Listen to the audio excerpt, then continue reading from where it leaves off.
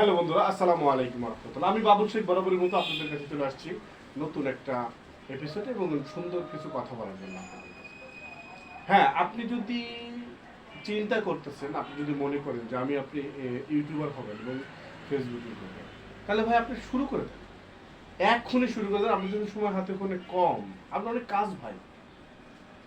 আপনি মনে করতেছেন একটু পরে করবেন, একটু পরে করবেন, কিন্তু শুরু করা হবে না। আমি 10 বছর আগে ফেসবুক আইডি খুলেছি, আমি কোনো কাজ করি নাই। 6 মাস কাজ করেছি, আমি চেষ্টা করতেছি 6 মাসের ভিতরে অ্যাডস অ্যান্ড রিলস এবং ইনস্ট্রুমেন্ট অ্যাডস পেয়ে গেছি।